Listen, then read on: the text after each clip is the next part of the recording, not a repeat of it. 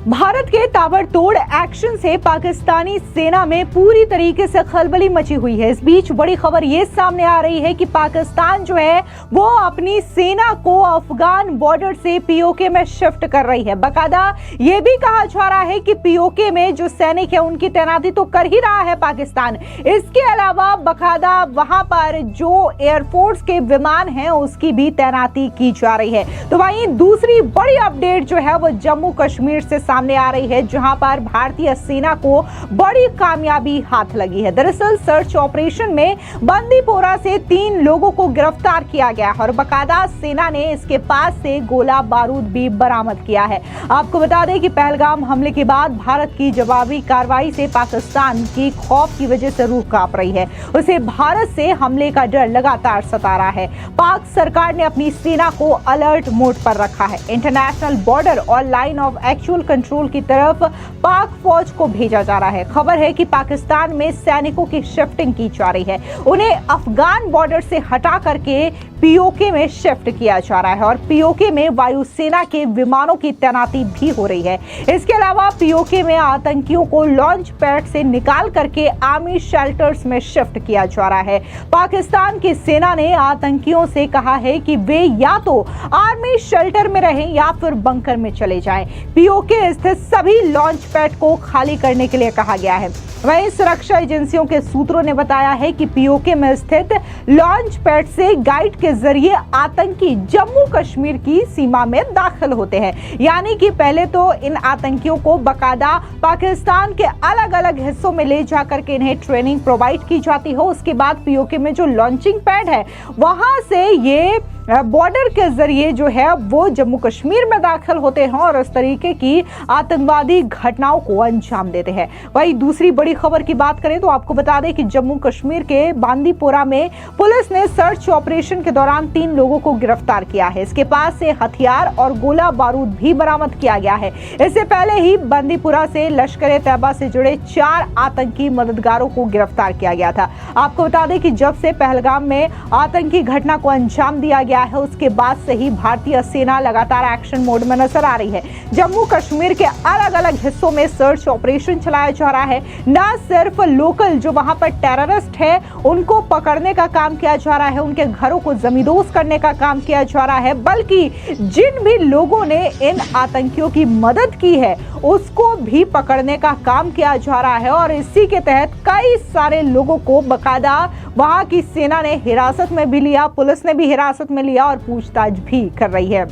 वहीं दूसरी ओर आपको बता दें कि लगातार जो बैठकों का सिलसिला है वो भी जारी है। इस बीच केंद्र की मोदी सरकार ने राष्ट्रीय सुरक्षा सलाहकार बोर्ड का नए सिरे से गठन किया है। बता दें कि पूर्व रॉ चीफ आलोक जोशी को इसका चेयरमैन बनाया गया है। प्रधानमंत्री आवास पर सुरक्षा मामलों की कैबिनेट कमेटी यानी कि सीसीएस बैठक हुई। उसके बाद इस मीटिंग को लेकर के कई तरीके की अटकलें लगाई जा रही है। इससे पहले जो आपको बता दें कि 23 अप्रैल को भी यानी कि पहलगाम अटैक के ठीक दूसरे दिन इस बैठक को अंजाम दिया गया था और उसके बाद प्रधानमंत्री नरेंद्र मोदी ने मंगलवार की शाम को भी अपने आवास में एक बैठक को संबोधित किया था, जहां पर तीनों सेना के प्रमुख मौजूद थे। और बकायदा इसी मीटिंग के बाद यह खबर निकल करके सामने आई कि प्रधानमंत्री मोदी की ओर से सेना को खुली छूट दी गई है।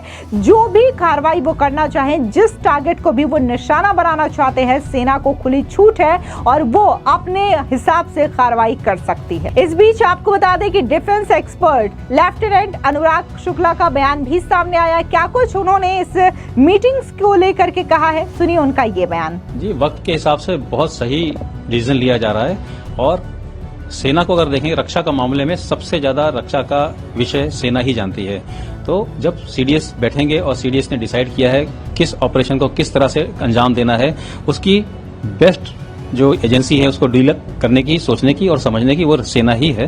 तो डेफिनेटली एक बहुत अच्छा डिसीजन है। और आज के डिसीजन में जो पॉलिटिकल विल है, जिसे कहते हैं पॉलिटिकल विल, जो पॉलिटिकल बॉसेस ने हम लोगों को आदेश दे दिया है ऑलरेडी कि आप जाइए और आगे कार्रवाई करिए, तो उसके बारे में डेफिनेटली आर्मी एक ऐसा एजेंसी है जो कि उस पर सबसे बेस्ट टाइमिंग सेलेक्ट कर सकती है, एरिया सेलेक्ट कर सकती है और जो हमारे को टारगेट दिए गए हैं वो वाले ऑब्जेक्टिव्स हम कंप्लीट करवाएंगे। सर, कल यूएन सेक्रेटरी जनरल ने भारत के डॉक्टर एस जयशंकर से उन्होंने बात की और दोनों से बात की है कि पहलगाम में जो हमला हुआ है उसकी हम निंदा करते हैं। ये घटना बिल्कुल भी सही नहीं थी और साथ ही उन्होंने कहा है कि टकराव से बचा जाए, शांति बनाए रखने की कोशिशों में अगर कोई मदद की जा सकती है तो उसकी पेशकश यूएन करेगा। डेफिनेटली ये उनकी तरफ से एक अच्छा कदम है, लेकिन अभी सिचुएशन ऐसी आ गई है कि यूनाइटेड नेशन अगर आप देखें तो वर्ल्ड एरिना में फेल होता नजर आ रहा है। जितने भी कॉन्फ्लिक्ट हो रही हैं, चाहे रशिया में हो रही हैं, चाहे इजराइल में हो रही हैं, किसी जगह पे होती है, यूएन का कंट्रीब्यूशन इतना ज्यादा रह नहीं गया है। हमारा अगर 1972 का शिमला समझौता देखा जाए, जिसके अंदर कहा फैसला लिया गया था कि हम कोई भी म्यूचुअल हमारी आपस की जो इंडिया और पाकिस्तान की कोई प्रॉब्लम होगी हम आपस में डिस्कस करेंगे, किसी और जगह डिस्कस नहीं करेंगे। इसके बाद भी वायलेशन करते हुए पाकिस्तान हमेशा यूनाइटेड नेशन में जाके अपनी बात कहने की कोशिश करता है और कश्मीर मुद्दा उठाने की कोशिश करता है। तो एक तरह से क्लियर कट वायलेशन था। तो वायलेशन के बावजूद भी हम लोगों ने उसको इग्नोर किया और उसको हमने टॉलरेट किया। तो आज वो दिन आ गया है जब हमारे देश के ऊपर एक अटैक हुआ है, डायरेक्ट अटैक हुआ है, तो हम अपना डिफेंस लेने के लिए सब जिम्मेदार हैं और हम अपनी पूरी रिस्पांसिबिलिटी लेते हैं और हमें पूरे राइट्स हैं आज कि हम अपने डिफेंस के लिए कोई भी तगड़ा सख्त कदम उठा सकें। क्या था आज एक और बैठक है सर सीसीएस की, इसमें क्या कुछ निर्णय होने की उम्मीदें हैं? क्या कोई इससे भी कड़े सख्त फैसले पाकिस्तान के खिलाफ उठाए जा सकते हैं, या जिस प्रकार से सेना को कल फ्री हैंड देने की बात की गई है, क्या एक डायरेक्ट हमला पाकिस्तान पर किया जा सकता है? डेफिनेटली इस चीज के बारे में मैं नहीं बोल सकता, बिकॉज हमारी देश की सेनाएं क्या करेंगी इसको आज की डेट में सीक्रेट ही रखा जाए। बट मैं आपको ये विश्वास दिलाता हूं at the end of the operation, जब ऑपरेशन खत्म हो जाएंगे तब आपको एक बहुत अच्छा रिजल्ट नजर आएगा और एक ज्योग्राफी चेंज होती हुई आपको नजर आएगी। और ये बहुत बड़ा स्टेटमेंट मैं दे रहा हूं कि ज्योग्राफी चेंज होती हुई नजर आएगी। सर कल सुबह तक पाकिस्तान का भी उल्लंघन किया गया जब सीज फायर तोड़ा गया सर परगवाल सेक्टर में जम्मू में अक्सर ऐसी घटनाएं नहीं होती है, इंटरनेशनल बॉर्डर्स का वायलेशन नहीं किया जाता है, लेकिन कल पाकिस्तान की तरफ से ये हद भी पार कर दी। डेफिनेटली ये डेस्परेशन नजर आ रही है पाकिस्तान की तरफ से। वो लोग बहुत घबराए हुए हैं, उनको समझ नहीं आ रहा है कि कहां पे क्या एक्शन लेना चाहिए क्या नहीं। अगर आप उनके देखें जितने भी एयर एसेट्स हैं, एयर डिफेंस एसेट्स हैं, वो कराची की तरफ मूव कर गए हैं। तो वो एक तरह से एक्सपेक्ट कर रहे हैं कि लाइन ऑफ कंट्रोल के अलावा आईबी के अंदर भी कोई एक्शन की संभावना से वो एक्सपेक्ट कर रहे हैं। तो डेफिनेटली इनकी तरफ से एक डेस्परेशन अटैक है और ये वायलेशन उनको नहीं करना चाहिए था। और अच्छी बात है कि उन्होंने करके हमें एक मौका दिया कि हम उसको जस्टिफाई कर सकें फायर बैक करके। Thank you. इसके अलावा आपको बता दें कि पाकिस्तानी सेना एलओसी पर लगातार सीज फायर वायलेशन कर रही है। पाकिस्तानी सेना ने बुधवार को पहली बार इंटरनेशनल बॉर्डर पर सीज फायर तोड़ा है, जिसका भारतीय सेना ने मुंहतोड़ जवाब दिया है। यानी कि जब से भारत पाकिस्तान के रिश्ते बिगड़ रहे हैं उसके बाद से ही पाकिस्तानी सेना लगातार सीज फायर का उल्लंघन कर रही है और ऐसे में भारतीय सेना भी मुंहतोड़ जवाब दे रही है। पाकिस्तान को यह भी डर सता रहा है कि भारत जल्द ही एयर स्ट्राइक कर सकता है। पाकिस्तान ने 2 मई की तारीख तक अब इस्लामाबाद और लाहौर पर नो टू एयरमैन यानी कि नॉटम इशू कर दिया है। इसके मुताबिक अब ये नो फ्लाई जोन होगा और यहाँ पर कोई भी एयरक्राफ्ट फ्लाई नहीं करेगा। यानी कि पाकिस्तान को पूरी तरीके से ये खौफ सता रहा है कि कहीं भारत जो है वो पाकिस्तान के खिलाफ कोई नई कार्रवाई ना कर दे। क्योंकि आपको याद दिला दें कि पहले उरी के बाद देखने को मिला था कि भारत ने किस तरीके से